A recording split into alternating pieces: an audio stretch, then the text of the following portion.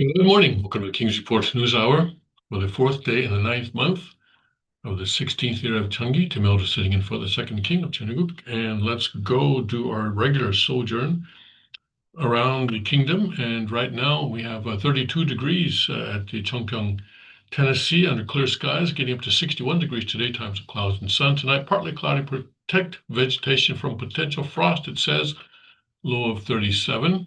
And then at father's hometown, in Cheongju, North Pyongan Province, what is today North Korea, right now clear and 44, becoming cloudy and getting down to 39 degrees tonight. Tomorrow, sun through high clouds, high of 59. Cheonryugung Palace in northeast Pennsylvania, clear and 35 right now, and getting up to 58 today, mostly cloudy with a shower in places this afternoon, clear and low of 35 tonight. Liberty Rock RV Park and Campground in Limestone County, Texas, is under a flood watch. 67 and cloudy right now, getting up to 86 today. Cloudy, breezy, and humid with a thunderstorm this afternoon. Storms can bring flooding, downpours, and localized damaging winds, gusts. And then tonight, 66 for a low, cloudy, breezy, and humid this evening. Then showers and a heavy thunderstorm late. And then at the Suncheon Palace in Korea, currently 59 degrees. Yes, 59 degrees and mostly clear. 53 for a low tonight, increasing cloudiness, and then tomorrow mostly cloudy and a high of 73. At the Gunma Palaces in Japan, 59 degrees, partly cloudy, clearing tonight, getting down to 49. Tomorrow mostly cloudy with an occasional rain in the afternoon, a high of 64. And in Guangzhou, Guangdong Province, 69 degrees right now, and overcast, clearing tonight, getting down to 65, and tomorrow sunshine and a high of 82. All right. Let's go to Father's Word. Let's see where we are today. And let me get some light on this. Where are we? We are in 인간의 삶과 영혼의 세계, the life of human beings and the world of the eternal spirit. It's my translation anyway. The English version may translate that a little bit differently. Anyway, here we go. Okay, just in case we forgot. This is chapter 3, by the way. Chapter 3, the true parent and the spirit world.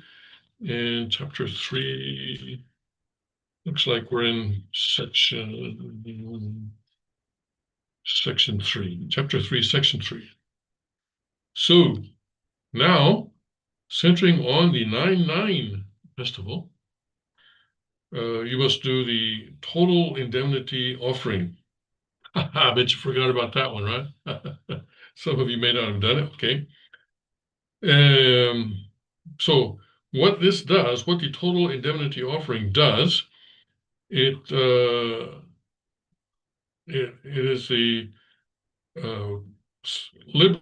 ceremony of liberation from resentment. You must do the ceremony of liberation. You must resolve God's, well, I've been saying resentment, Wonhan, I know that's the way that Wonhan has been translated into English. And I guess there's really no other word for it, but it's different. It's very different, in fact, because resentment in English is a very sort of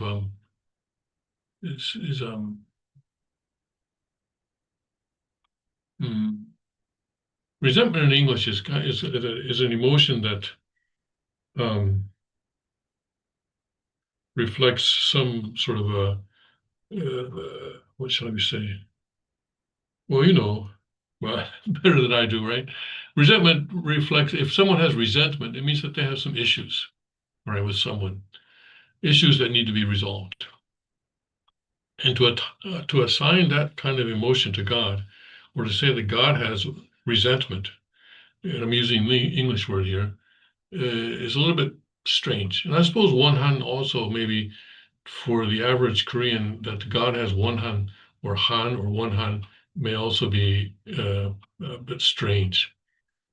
But this is what Father says, that we must resolve his one hand and liberate God.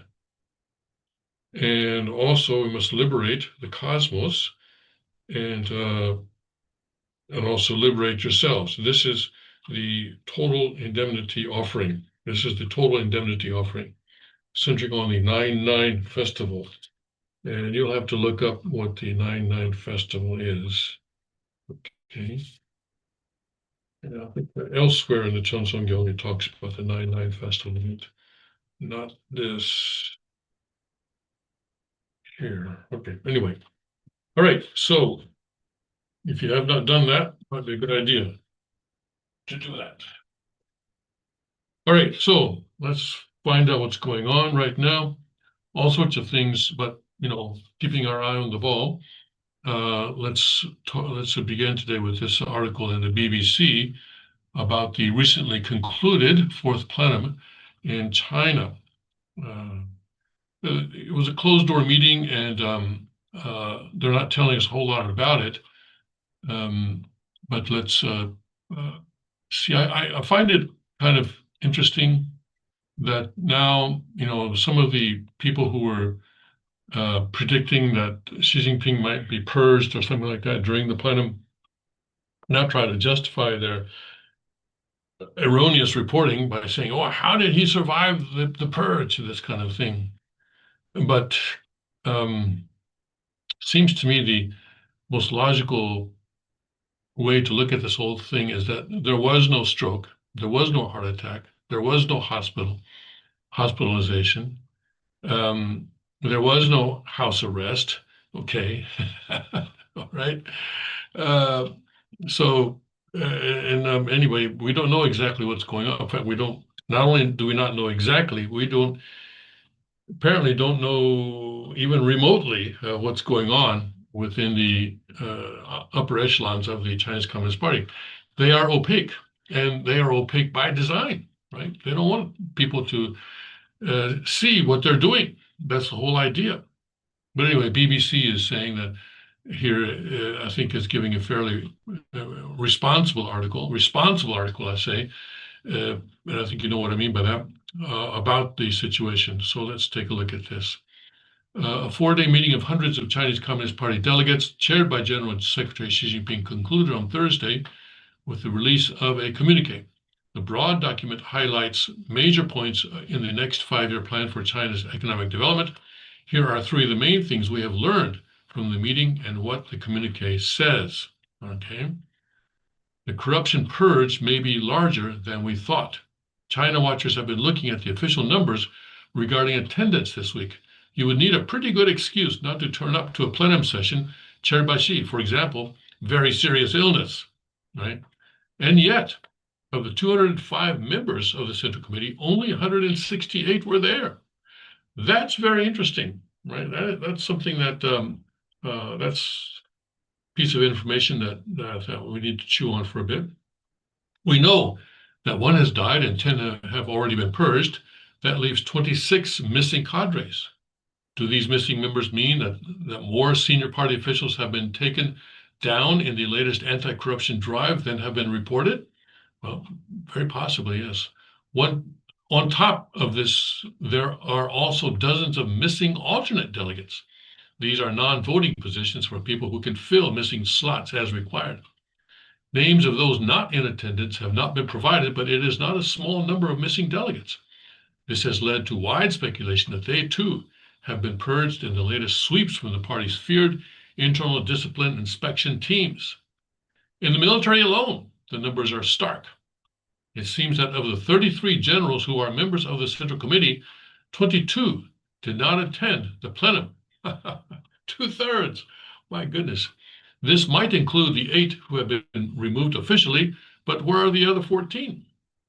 Who are they and what happened to them? With China's opaque system of governance, sometimes questions like these are never answered, right? What is clear, though, is that the party was clearing the decks in the days leading up to this gathering, so much so such dismissals could be made official, including the expulsion of Ho Weidong, who was number 3 in the People's Liberation Army. Political analysts will argue, though, as to whether this represents strength or weakness on General Secretary Xi's part. Are these the acts of a paranoid leader concerned that power blocks might be forming beyond his control, or the firm hand of a figure prepared to take down those who act improperly, irrespective of their rank? Either way, it seems there will be no letting up. At a press conference on Friday, the director of the Central Policy Research Office, Zhang Jingchuang, I guess you pronounce that, said the party would maintain an unwavering tenacity with no finish line in the fight against corruption. And this is the picture of that press conference. As you can see, they have a fondness for the color red. And Chinese culture in general has a fondness for the color red. In Taiwan, I noticed that offering envelopes, envelopes where people place their cash and then put it into the offering box. These offering envelopes are red, which is, something that I have not seen in other Asian countries, Japan and Korea. Both cases, the envelopes for offerings are always white, but there in Taiwan, they prefer red. And for some reason, red represents something, so auspicious stuff. And of course, the communists from the time of perhaps Marx and certainly Lenin have always preferred the color red. And I think it's because, red represents blood, and revolution requires blood. I think it's the teaching of Marxist-Leninism. And red also, its effect on people is that it stirs them up. It gets them excited. Whereas blue, for example, might calm people down, but Chinese Communist Party or any Communist Party does not use blue. Okay. It does not use blue. They don't want to calm people down. They want to keep them in a continuous and perpetual state of revolution. Sometimes, though, I guess the revolution may come up against them. But anyway, here we go. Here we see the hammer and sickle, the flag with the hammer and sickle, right? Over here on the right. And that would be the flag of, I think that's a Communist Party flag, communist flag, yes. Right, okay. So, let's hear continuing. When Donald Trump and Xi Jinping meet in South Korea next week, they will be discussing the considerable trade frictions between the two superpowers. At the pointy end of this, China wants better access to U.S. computer chips and advanced software, and the U.S. wants better access to China's rare earths and magnets. The problem is that both sides are reluctant to provide them because they will assist in boosting the other's economic and political strength. So Beijing needs other sources for its high-tech requirements, leading naturally to the conclusion, when in doubt, develop it yourself. A key objective listed in the communique was the achievement of substantial improvements in scientific and technological self-reliance. Then, just to make it really clear, the readout from the Communist Party's trusted Xinhua wire service again referred to self-reliance, stating the country should achieve greater self-reliance and strength in science and technology and steer the development of new quality productive forces. Xi Jinping's catchphrase of new quality productive forces gets used a lot in Chinese government documents. It encapsulates the drive for homegrown, high-level technological advances, often with military applications, which are to emerge in partnerships between the private sector, state-owned enterprises, and the People's Liberation Army. It is all about more tech, better tech, hopefully without any reliance on the Americans. Locals must be convinced to buy more. Right. This, the encouraging domestic consumption. This is something that the U.S. was pressuring Japan to do back in the 1980s and beginning in the 80s and going on into the 90s and so forth, rather than just being an export economy. And I guess it has succeeded to some extent. I don't think as much as the U.S. had hoped. Another impact on the trade war with the U.S. has been the loss of export markets. This has been a heavy blow to an economy which has been and remains heavily reliant on selling goods overseas. Well before the tariff conflict with the Trump administration, Academics had been warning China that it needed to rebalance its economy, placing a much greater emphasis on domestic consumption as opposed to exports. The thinking was that it was not sustainable in the long run to have such a low proportion of GDP, the gross domestic product, made up by the Chinese people's consumption rates as they stood. Trump's tariff assault on the world has brought has brought this into sharper focus. New charges on the import of Chinese-made goods have slowed some of them being sold in the U.S. While China's exporters have proven to be more resilient than Trump predicted, finding new global buyers to make up for lost American orders, the problem has not gone away. The thinking is that with such geopolitical uncertainty, this is the time for China to turn to its huge domestic population to give its economy a shot in the arm. Well, if they can afford it, right? Oh, yeah, sure. Out of what they claim to be 1.4 billion, there's a middle class of maybe 400 million, something like that. But a whole bunch of others, though, are not able to afford to buy these things. According to the official readout from this plenum, it has been determined that the country should build a robust domestic market and work faster to foster a new pattern of development. How? How? These 5-year plan documents are usually more of a broad vision for the economy rather than a specific set of measures. However, many analysts say that nothing has emerged from this meeting to indicate that the government has any fresh ideas to actually drive domestic consumption. Right? You cannot force people to buy, right? Especially if they're not carrying around so much cash in their pockets. In short, how do you get people to save less and spend more when they are worried about the real estate crisis and high youth unemployment? The party can talk about building a robust domestic market, but it needs solid solutions. Right, I guess that's it. So what are the three things that we learned here? One is that okay, so I see. So one is the purges may be more than we thought. Technological self-sufficiency is what they're going to try and do. And the third is that they're going to try and encourage domestic consumption, right? Yeah. And when it comes to, for example, travel, for example, Chinese tourists like to go to Korea. They like to go to Taiwan. There's a lot of Chinese tourists in Taiwan, from mainland. And they like to go to other places. They like to go to Southeast Asia, where there are some casinos and stuff that were established for the Chinese market. Also in Korea, by the way. In Korea, it's illegal. Gambling is illegal in Korea. And yet there are casinos in Korea. Because these casinos are for foreigners only. I went into one way back. And you just have to show your passport. You can go in there. I've forgotten which one it was, but even now, if you're coming in to town from the airport, there are signs, in Korea advertising casinos. So, and we know that Chinese people like to gamble.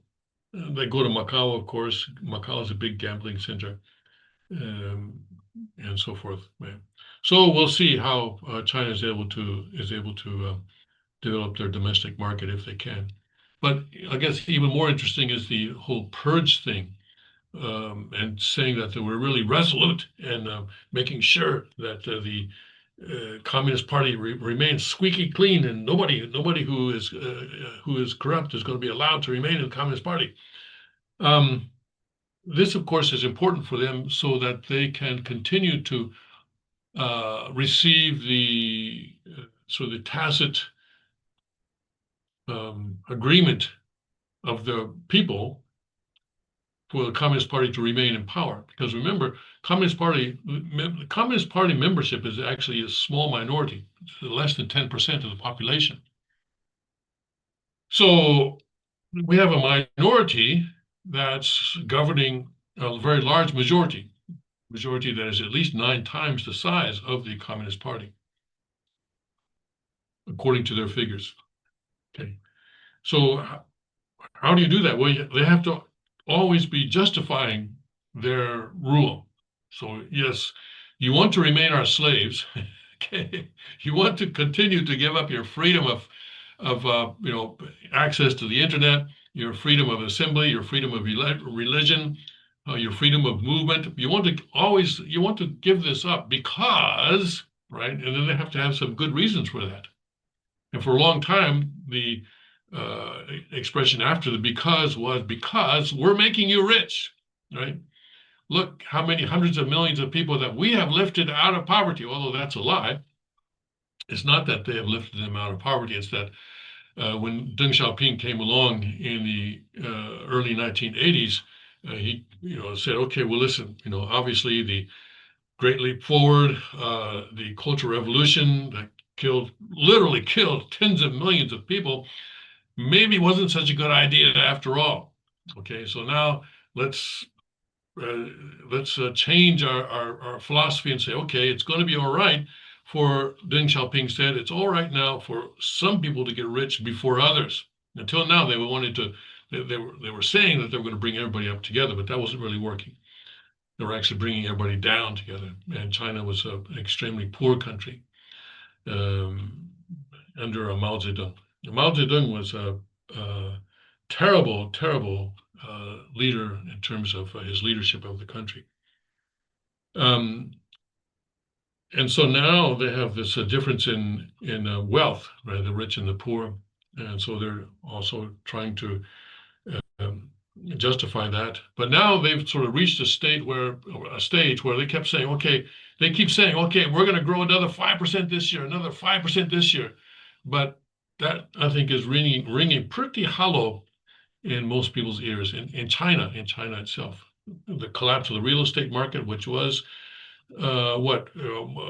much more than a quarter of the GDP, and that has collapsed. So how can you have 5% growth? It doesn't make sense that you have 5% growth in a situation where one of your major sectors is just completely collapsing. So what's making up for that? Well, nothing is making up for that. Yeah. You know what I think President Trump should do? You know what I think President Trump should do? Because you know who has rare earth minerals? And they have rare earth minerals. They don't care about the environmental impact of mining rare earth minerals. They don't care about the human rights abuses that are involved in mining rare earth minerals. You know who has all those conditions? North Korea does.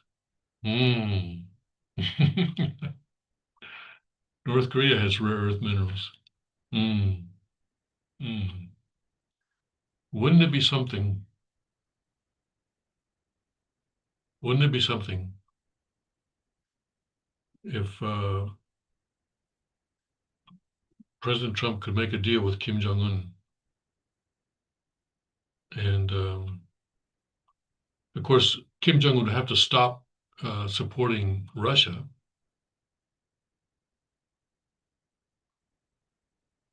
And Kim Jong Un would also uh, have to switch his allegiance from China to the U.S. I don't know. Maybe that may be too far outside the box. I don't know. What are you going to do about the nuclear stuff, right? What are you going to do about the nuclear stuff? That could be part of the deal. Yeah, that could be part of the deal, right? Trump could say, "Listen, we'll buy your rare earth minerals. We don't care how you dig them out. We're not going to we're not going to bother you on that stuff. Do what you need to do to get the rare earth minerals out of the ground and refine them and send them to us, and we'll pay you. But number one, you got to stop supporting Russia and their war in Ukraine.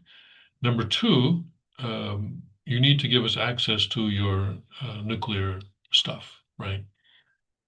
Give us access to your nuclear stuff because we need to be assured that you're not going to send any of your missiles our way. Uh, might be doable, might be doable. And that would completely upend East Asian international relations.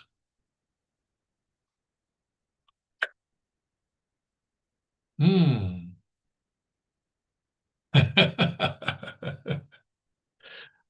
Someone buy me a ticket to Washington, D.C. No, just joking, just joking. Okay. Okay.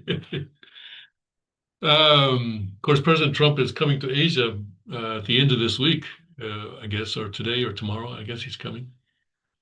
And uh, he'll be in Korea next week. And there have been rumors that, China, and I think even now, Korea is trying to encourage the possibility of President Trump meeting Kim Jong-un during this time. Um, it would be very interesting. Yeah, very interesting.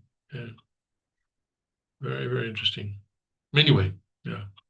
I think that'd be a lot better than President Trump trying to sell the idea of seaside condos to Kim Jong-un, which is what he tried to do last time.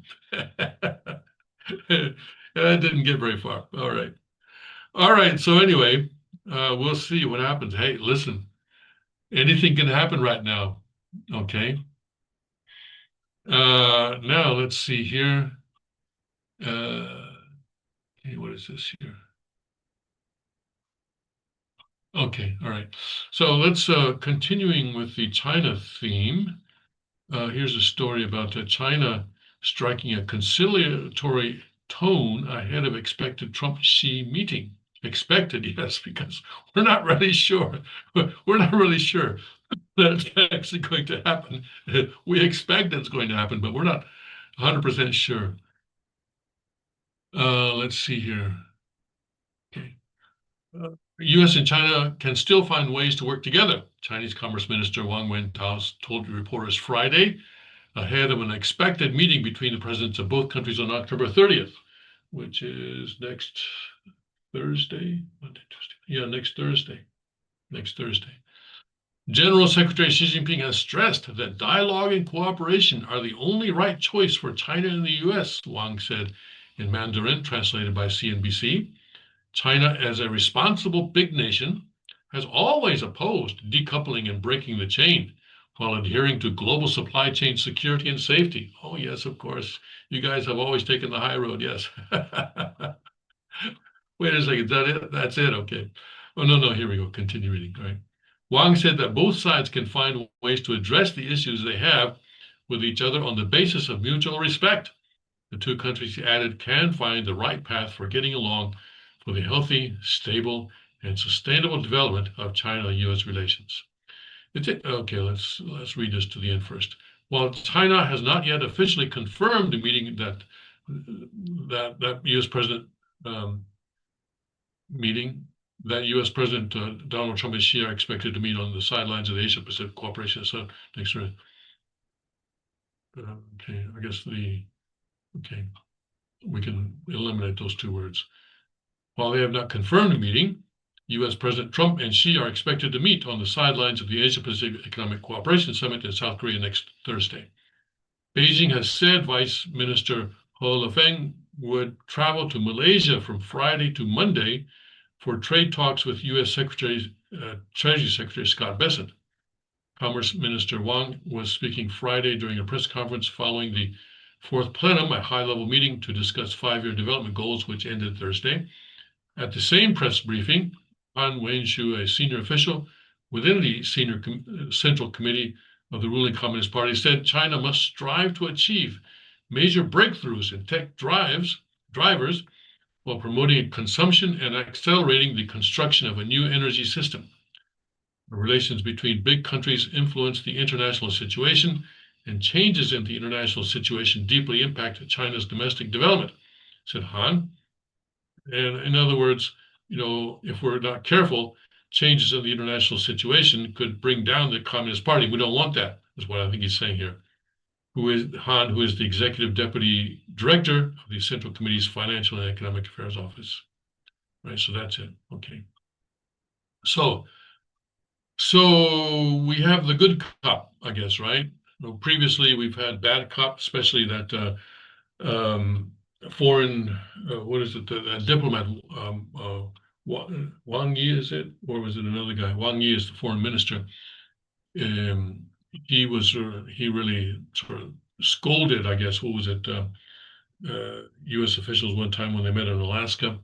And right now, I guess this guy is sort of being, oh yes, we're really nice. We want to work together with you and stuff like that, right? So, but he's, of course, we'll see what happens. We'll see what happens, right? But President Trump has said that this is going to be a long meeting. I'm sure it will not be like the sort of the uh, Zelensky situation, but we will see. I'm sure it's going to be a tough negotiating process there. Okay. But China has not yet confirmed that this is actually going to take place. That's interesting too. They're sort of holding out, I guess. And I think several days ago I read that Xi Jinping's hotel reservation was canceled. I don't, but that's probably not much, and that can be reinstated anytime. Okay. Let's see here. This is an interesting story. I don't know what to make of this. So, critics sound the alarm as Steve Bannon unveils Trump 2028 plan. Wait a second. Let's try to get another source on this. This is what? This is from who? Was writing this?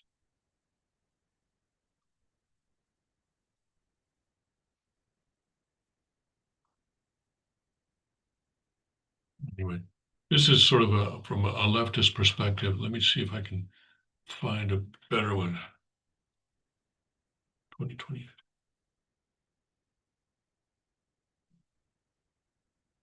Steve Bannon says there's a plan for Trump to be president in 2028. We had longer odds in 2016, 24. Steve Bannon, okay.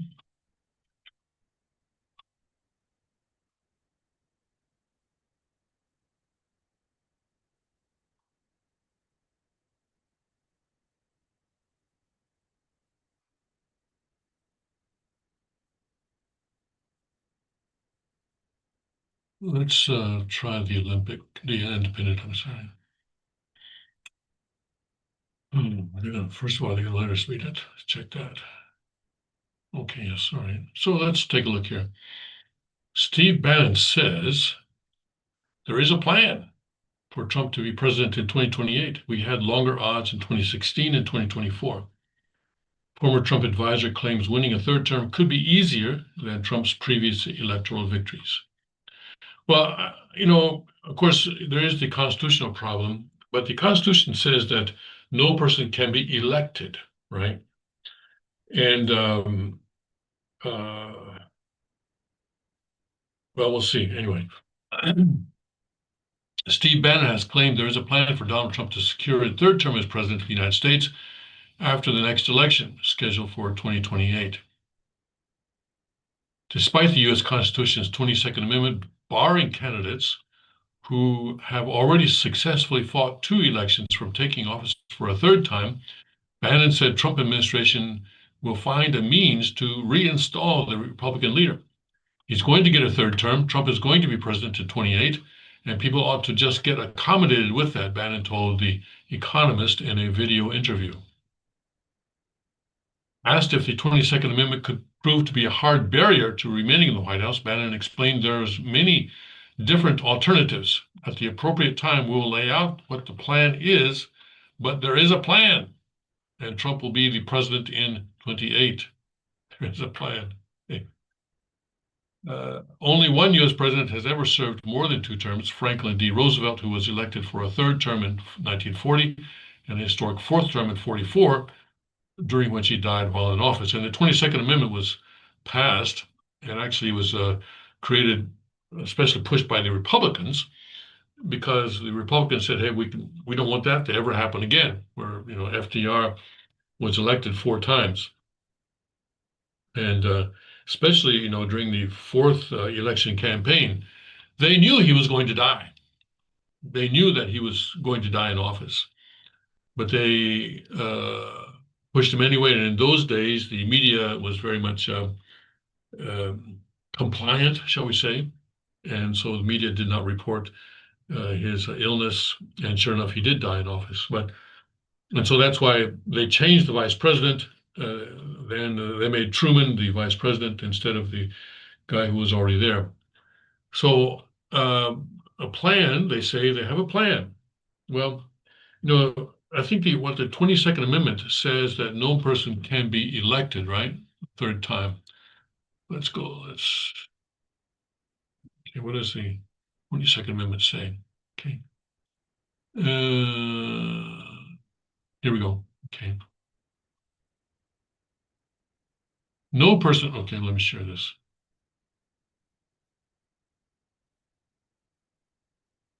No person shall be elected to the office of the president more than twice. Okay, so nobody shall be elected to the office. And no person who has held the office of president or acted as president for more than 2 years of a term to which some other person was elected, president shall be elected to the office of the president more than once. Okay, so for example, Johnson in 68 uh, could have run for another term because when Kennedy was assassinated, he served less than 2 years of the remainder of Kennedy's term. And so he was elected on his own right in 64.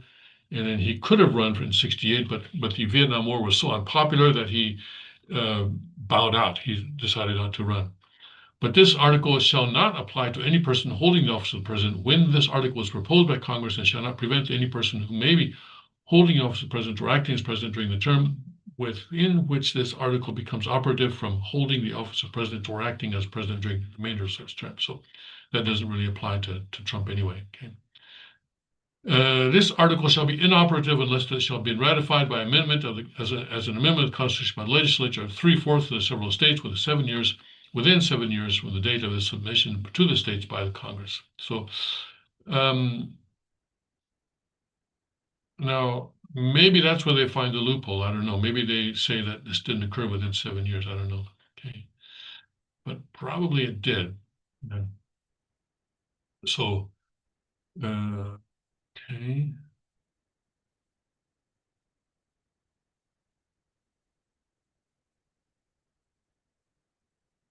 So I don't know what they have planned, but for example, we know that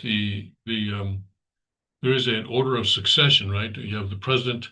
If the president something happens to the president, the vice president becomes president, and if something happens to both of them, then the Speaker of the House becomes president. So theoretically, right, and the Speaker of the House does not have to be a member of Congress. So theoretically, assuming that the Republicans have a majority in the House, they could elect Donald Trump as Speaker, okay?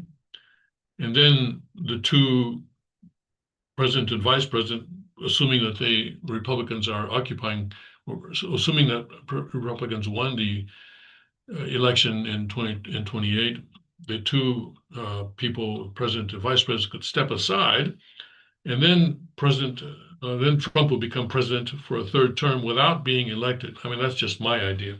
I don't know if that's their plan.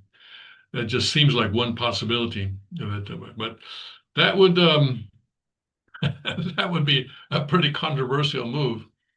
And how would the American people react to that? I suppose it depends on what happens between now and 28. What happens over the next 3.5 years, or next what are we now, 25? So yeah, okay, 3 years, the next 3 years. Steve Bannon is saying that President Trump is a sort of a divine force, and so therefore we need to give him a third term. But we often say that Obama had a third term because we often say that Obama was actually controlling the Biden White House. And there's a lot of evidence to that because some of Obama's people were in the White House in key positions. And they seem to be exercising influence beyond their job description of the position that they were occupying. So that's another way in which he could have a sort of effective third term. And that might be more realistic, sort of do the Obama thing. Right? So anyway, we'll see as things go along. And this is kind of an interesting thing to follow. And we'll see what happens. Okay. Anyway. All right, let's see now. Okay. The left, of course, is saying this is a huge crisis. They'll try to play it up that way. Yes, they'll try to play it up that way. Let's see. I want to cover this. I don't often talk about this, but I think once in a while I do need to talk about this, and that is. Let me make it so that you can see the headline here. That is Bitcoin and Ether. It's getting to a point now where J.P. Morgan Chase, the largest bank in the United States, is now apparently or reportedly moving to start accepting Bitcoin and Ether as loan collateral by corporations, right? Not by individuals. Let's take a look at this. Dun, dun, dun, dun. And things are changing very rapidly in our world today, and finance is certainly one of them.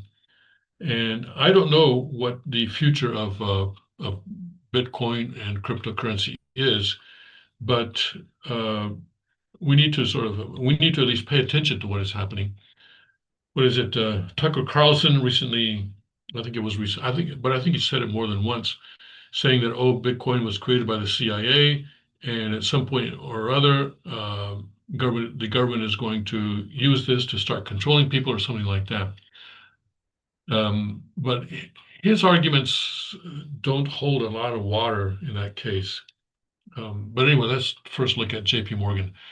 Reportedly preparing to let institutional clients use their Bitcoin and Ether holdings as collateral for loans by year end.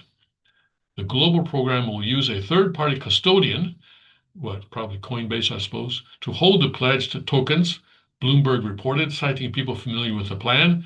The program expands on JP Morgan's earlier move to accept crypto-linked ETFs, that's exchange-traded funds, as collateral. The initiative highlights how rapidly cryptocurrencies are becoming integrated into mainstream finance, with Bitcoin's strong rally this year and the Trump administration easing regulatory constraints. Major banks are moving to embed digital assets into their lending and custody operations.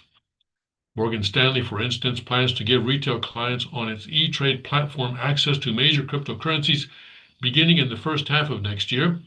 Meanwhile, State Street Corp, BNY Mellon, and Fidelity are expanding their crypto custody services. Recent rule changes have also enabled firms like BlackRock to accept Bitcoin from investors and convert it into ETF holdings, tracking the token. All right. Now the head of J.P. Morgan, Jamie Dimon, keeps saying that Bitcoin is a pet rock; it has no value.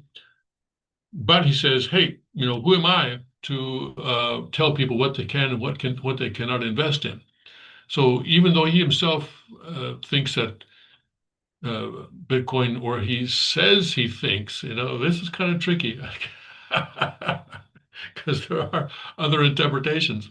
But he says he thinks that Bitcoin is worthless, and yet his bank that he heads is making money off of Bitcoin. In other words, by apparently now letting people use it as a collateral, and even now the ETFs as collateral. So we'll see, but this just shows how much the financial situation in the world is changing. Now, let me just, I have to, let's see if I can get this here. Yeah, okay. Let's take a look at this, thing by Tucker Carlson.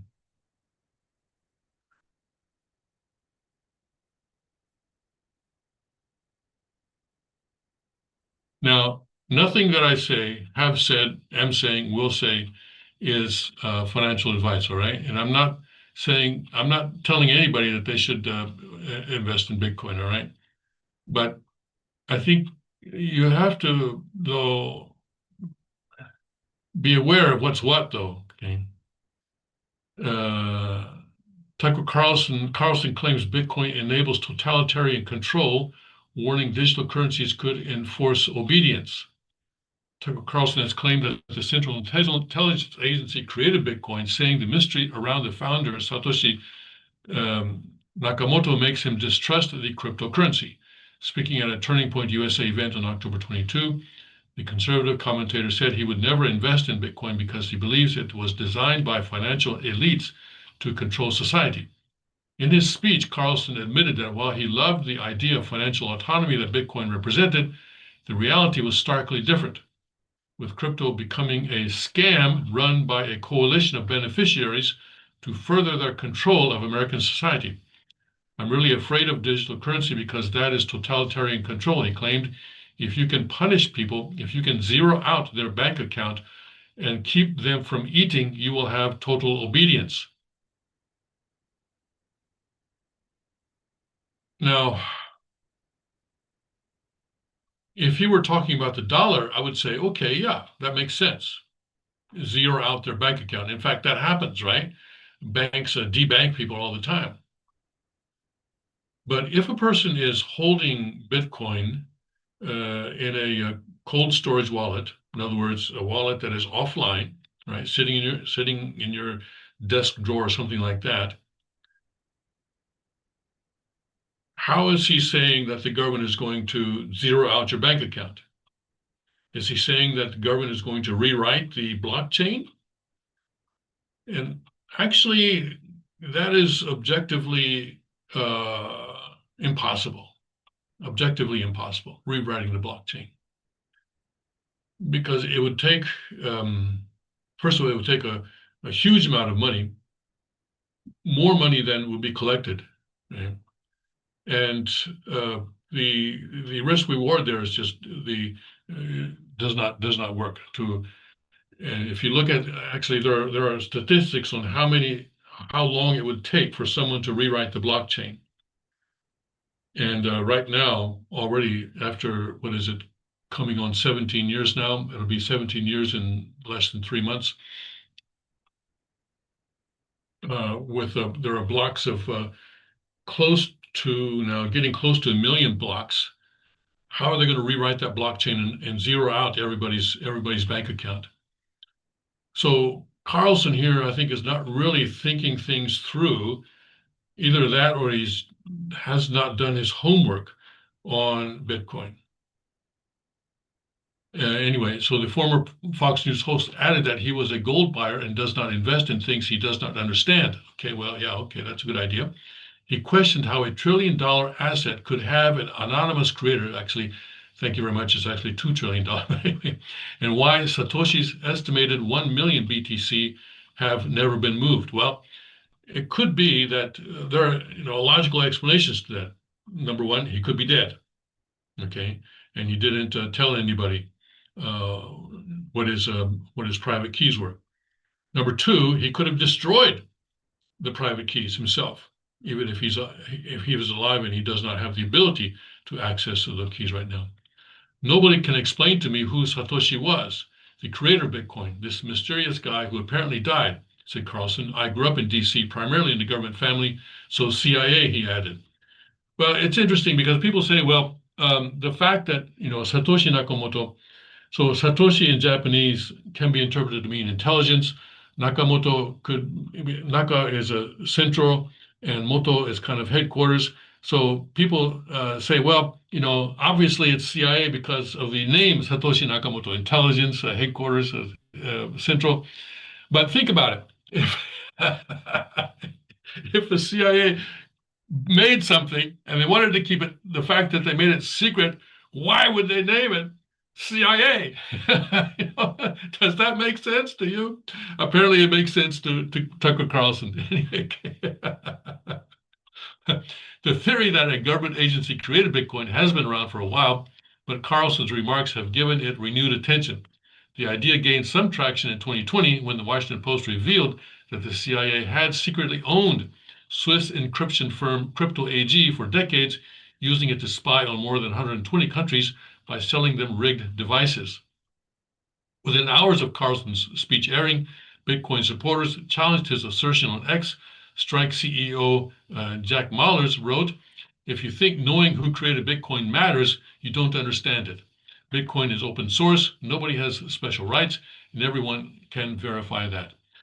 And open source means that anyone can look at the code. And I don't understand code, but there are thousands, perhaps tens of thousands, perhaps hundreds of thousands of people around the world who do. And if there were anything in this code that was going to lead to the kind of totalitarian control that Carlson states, we certainly would have heard about it. There's no aspect of the Bitcoin code that is somehow secret or anything like that. It's all open source. And you might say, well, then anyone can change it, right? Yes, anyone can change it. You can download the Bitcoin code, you can change it, and you can re-upload it, but then no one's going to run it. Okay. This is the catch. No one will run your version of the Bitcoin code. That's the problem. Yeah. Anyway, here, broadcaster Max Kaiser, who dismissed the CIA claim, saying it contradicts the well-documented history of Bitcoin's development. Others mocked the media personality's distrust, with Marty Bent, host of Tales from the Crypto podcast, remarking, "Even if the CIA did create Bitcoin, it didn't. Anyone can audit the code to see what it does. That's all that matters." And this is true. Anyone can audit the code to see what it does. Well, anyone who understands code, right? I cannot because I don't understand code, but perhaps some of you do. Still, some agreed with Carlson's broader concerns about government power. One of them, Mert Mumtaz, CEO of Helios Labs, while laughing off the CIA theory, argued that Carlson's fear of financial surveillance is valid. He warned that crypto can be used for bad instead of good if built poorly. Yes, the search for Satoshi has become a sort of global puzzle after the person or people behind the name completely vanished from public view in 2011. Last year, an HBO documentary suggested that late cryptographer Len Sassaman could be Satoshi. Just days before that, the film's director pointed to Peter Todd as the man behind the pseudonym, but the former Bitcoin developer firmly denied the claim. In the same year, a UK judge formally ruled that computer scientist Craig Wright, who had claimed to be Satoshi, was not the BTC creator. So Satoshi could be anyone except Craig Wright. He's the one person we know is not Satoshi. Despite these setbacks, people have not given up on solving the mystery. Some, like crypto lawyer James Murphy, have taken the legal route, suing the U.S. Department of Homeland Security in April 2025 for records that might reveal Satoshi's identity. Well, whoever he is, if he's alive, he clearly wants to remain anonymous. And so I don't know if it's really the right thing to do or even useful to find out who he is. But the aspect of government control, Bitcoin, of course, is not anonymous, as many criminals can tell you. It's not anonymous, but it is pseudonymous. And it, let me actually, maybe I can show you.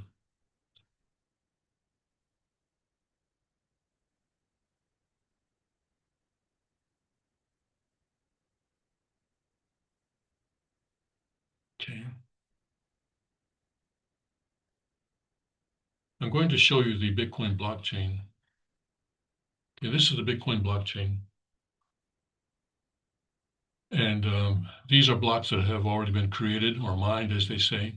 And these are the names of the miners that have created these blockchains, these blocks, and they come together in a chain. So it's called the blockchain. And this is the numbers. It's so far since January of 2000, what is it, 9, there have been 920,548 blocks created. And these are the blocks that are in the process of being created. And this one we expect can be created in the next 9 minutes. And we see the number of transactions that are being placed in here. Right now it's 4,480. One got kicked out, 79, 80. Anyway, so and it's 78. Okay, so then now if we take a look at this block, for example, if we look at this block, so these are the transactions that are taking place. And here you see addresses. These are addresses. And right now, I don't, and you probably also don't know who is behind these addresses, right? So Bitcoin is being sent from these addresses to these addresses. And we don't know who that is, who these are.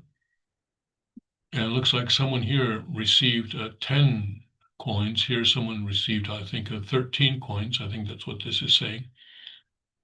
But there are companies that specialize in finding out that information by, and when someone registers with an exchange, a centralized exchange, such as one of the centralized exchange, they have to give all sorts of information about themselves.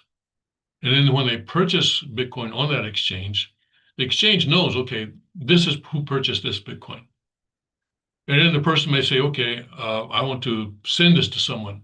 Then the exchange knows who sent that Bitcoin. And the exchange is required by law to report that to the IRS or to the government, to the Treasury Department. So yes, the government does have some information.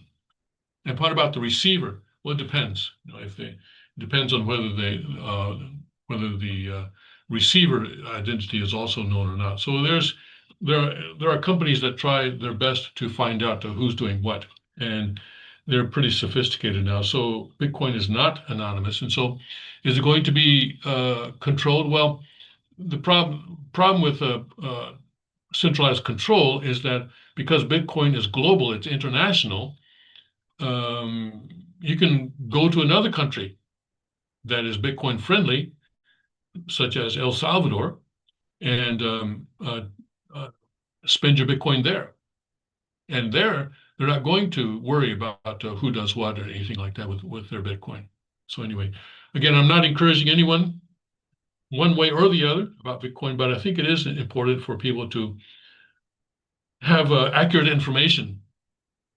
And so that is my 2 cents worth on that. Okay. All right. So that is that. All right. Let's see. Okay. Let's look at Breitbart to see what's going on there. Scott Presler says we must win in November or left will have gotten away with murder of Charlie Kirk. Yes. Okay. And Scott Presler, of course, was I believe he was at the Rod of Iron Freedom Festival. Okay. For Charlie calls on all MAGA voters to text 32 people to make sure they vote in November. So there are elections going on. Come on. Yeah, okay, here we go with the forbidden. For example, mayor of New York, and there are other elections going on. I'm not sure what they are, but you can find out in your area. Democrats on notice, I'm coming for your seats. Okay. And so,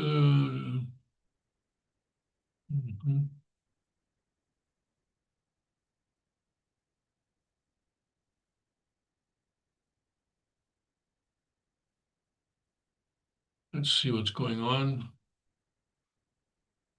South Korea's anti-competition laws could cause $1 trillion in damage. That's for members only. Yeah. The South Korean government is, of course, pushing a lot of leftist stuff. Yeah. And as I mentioned yesterday, South Korean economy is in a difficult position anyway. Coca-Cola to sell cane sugar Coke after Trump said it's just better. And TPUSA installs wooden cross at headquarters in honor of Charlie Kirk. Colorado Clinic offers abortions up to 34 weeks for any reason. Okay. And I guess Mamdani wants to close Rikers Island. Interesting. That's where a lot of criminals are held. That's an island in the East River, I think. Trans swimmer banned for refusing gender test blames insurance costs. Interesting. Okay, we're out of time. And Trump's Russia sanctions. Well, the thing with Russia, we'll see what. But you know, Trump could do some interesting things in East Asia. We'll wait and see what he does. All right, I'll see you tomorrow. God bless, Godspeed. May His kingdom come quickly.